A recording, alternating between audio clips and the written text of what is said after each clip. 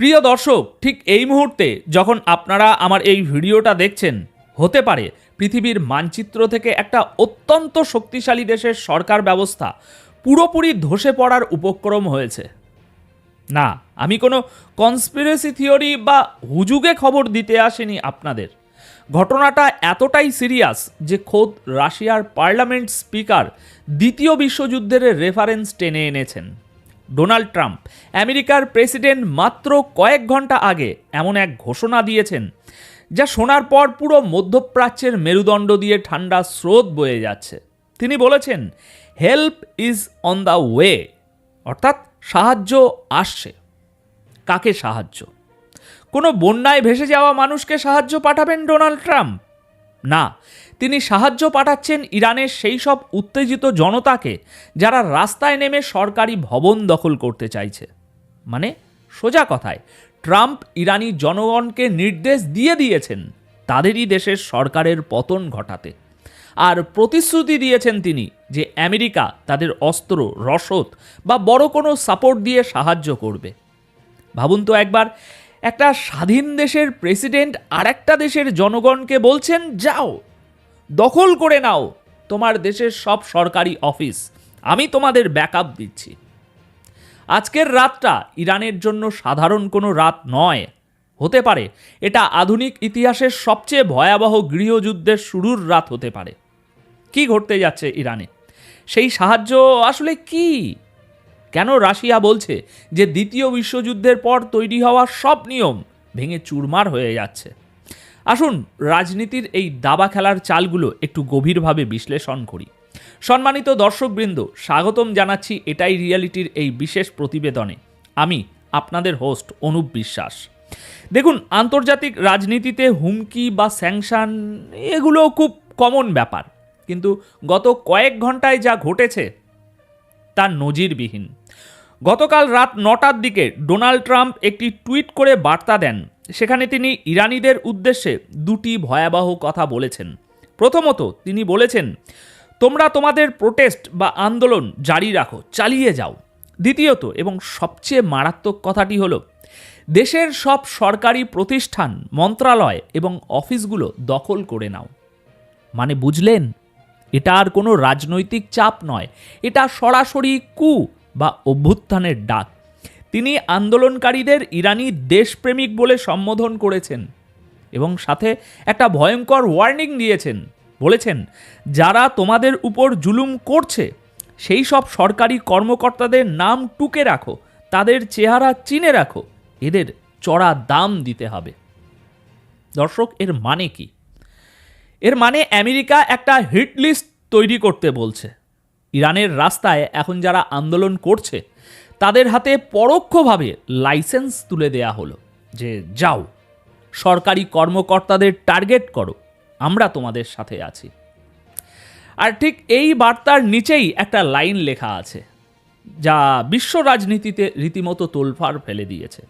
Help is on the way, সাহায্য আসছে। এখন প্রশ্ন হলো, এই সাহায্যটা আসলে কি? ইরানের আকাশে কি আবার আমেরিকার ওই বোমারু বিমান দেখা যাবে, নাকি লিবিয়া এবং সিরিয়ার মতো হাজার হাজার কোটি টাকার অস্ত্র বিদ্রোহীদের হাতে তুলে দেয়া হবে, নাকি এটা সাইবার ওয়ারফেয়ার হবে? ডোনাল্ড ট্রাম্প কিন্তু পরিষ্কার করেননি সাহায্যটা কি। আর ঠিক এই অস্পষ্টতাই এখন আমাদের বুকে কাঁপন ধরিয়ে দিচ্ছে। কারণ ইতিহাস সাক্ষী, আমেরিকা যখনই বলেছে আমরা গণতন্ত্র উদ্ধারে সাহায্য করতে আসছি, তখনই সেই দেশটা ধ্বংসস্তূপে পরিণত হয়েছে। ইরাকের কথা মনে আছে, লিবিয়ার গাদ্দাফির কথা মনে আছে, সম্প্রতি ভেনিজুয়েলার ঘটনা তো আপনারা সদ্য দেখলেন। সুতরাং এই প্যাটার্নটা কি চেনা চেনা লাগছে না আপনাদের? আচ্ছা, আরও একটু গভীরে যাই। দেখুন, মিডিয়ার রিপোর্ট বলছে গত কয়েকদিনের প্রোটেস্টে ইরানে প্রায় 2000 মানুষ মারা গেছে, রয়টার্সের মতে। আবার ইরান ইন্টারন্যাশনালের মতো কিছু মিডিয়া দাবি করছে সংখ্যাটা 12,000-এর বেশি। এখন সংখ্যা যাই হোক, পরিস্থিতি যে নিয়ন্ত্রণের বাইরে তা বোঝাই যাচ্ছে। কিন্তু এখানে আসল খেলাটা অন্য জায়গায়।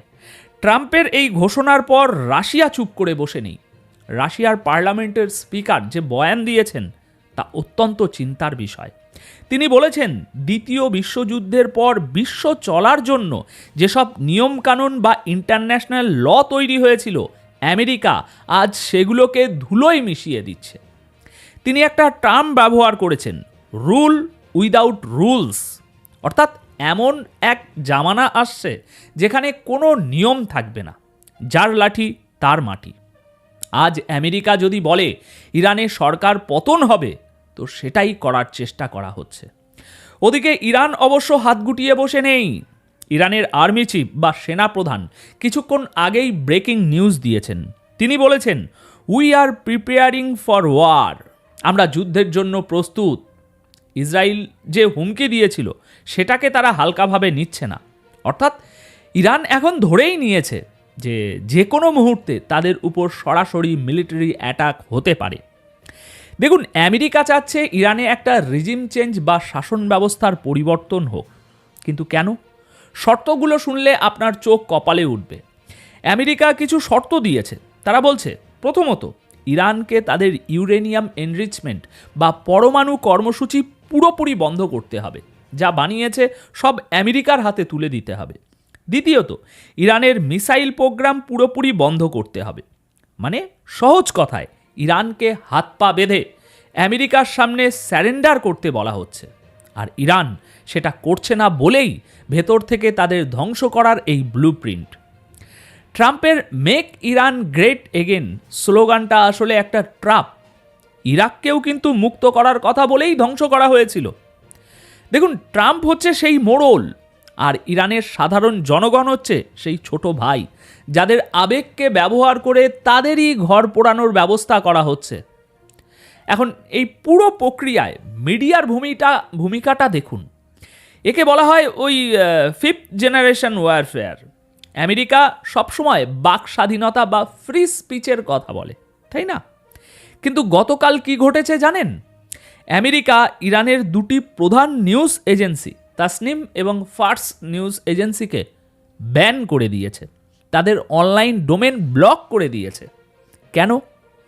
কারণ আমেরিকা চায় না ইরানি সরকারের পক্ষের কোনো কথা বা তাদের ন্যারেটিভ বিশ্ববাসী জানুক। তারা চায় বিশ্ববাসী শুধু সেটাই জানুক যেটা CNN BBC দেখাবে, মানে তাদের মিডিয়া দেখাবে। একদিকে ট্রাম্প ইরানিদের বলছেন, ইন্টারনেট সচল রাখো, ভিডিও দাও, আর অন্যদিকে ইরানের নিজস্ব মিডিয়াগুলোর গলা টিপে ধরছে, যাতে একপাক্ষিক প্রপাগ্যান্ডা চালানো খুব সহজ হয়, ইরানিরা যাতে কনফিউজ হয়ে যায়।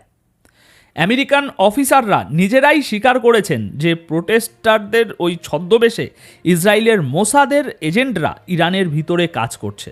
তারা মসজিদে আগুন দিচ্ছে, পুলিশের উপর হামলা করছে, যাতে সাধারণ মানুষ আরও ক্ষেপে যায়। ঠিক যেমনটা আমরা সিরিয়াতে দেখেছিলাম, লিবিয়াতে দেখেছিলাম, শান্তিপূর্ণ আন্দোলনকে কিভাবে সশস্ত্র গৃহযুদ্ধের রূপান্তর করতে হয়। ওরকমই একটা মাস্টার প্ল্যান এখন ইরানে এক্সিকিউট করা হচ্ছে। ট্রাম্পের এই help is on the way বার্তাটি মূলত সিগন্যাল দিচ্ছে যে এখন আর আলোচনার টেবিলে কিছু হবে না, যা হবে রাস্তায় এবং অস্ত্রের ভাষায়। এখন প্রশ্ন হলো, আগামী 48 বা 72 ঘন্টায় কি হতে যাচ্ছে ইরানে? দেখুন, হয়তো আগামী কয়েকদিনে আমরা দেখব ইরানের গুরুত্বপূর্ণ সরকারি ভবনগুলোতে রহস্যজনক বিস্ফোরণ ঘটছে, বড় বড় কর্মকর্তারা গুপ্ত হত্যার শিকার হচ্ছেন, এবং ইন্টারনেট ব্ল্যাকআউটের সুযোগে হাজার হাজার অস্ত্র সাধারণ মানুষের হাতে কোনো না কোনোভাবে পৌঁছে যাচ্ছে। আমেরিকা চাইবে ইরানকে ভেতর থেকে এতটাই দুর্বল করে দিতে যাতে তারা বাধ্য হয়ে আমেরিকার সব শর্ত মেনে নেয় অথবা টুকরো টুকরো হয়ে যায়। কিন্তু মনে রাখবেন এই কথাটা, ইরান যদি জ্বলে, সেই আগুনের আঁচ তেলাবিব থেকে রিয়াদ পর্যন্ত পৌঁছাবে।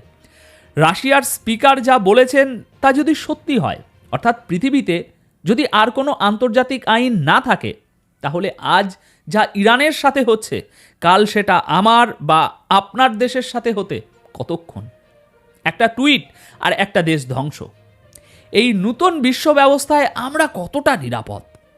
আপনাদের কি মনে হয়, ট্রাম্পের এই সাহায্য কি ইরানিদের মুক্তি দেবে, নাকি পুরো মধ্যপ্রাচ্যকে তৃতীয় বিশ্বযুদ্ধের দিকে ঠেলে দেবে? ইরানি জনগণ কি বুঝতে পারছে না যে তাদের ব্যবহার করা হচ্ছে? কমেন্ট বক্সে আপনাদের মতামত জানান, কারণ আপনাদের প্রতিটি মতামত এই আলোচনার গভীরতা বাড়ায়। আর হ্যাঁ, বিশ্ব রাজনীতির এমন আনকাট বিশ্লেষণ পেতে সাবস্ক্রাইব করতে ভুলবেন না। দেখা হবে পরের প্রতিবেদনে। ততক্ষণ পর্যন্ত চোখ কান খোলা রাখুন, কারণ সময়টা মোটেই ভালো যাচ্ছে না। ধন্যবাদ আপনাদের সকলকে।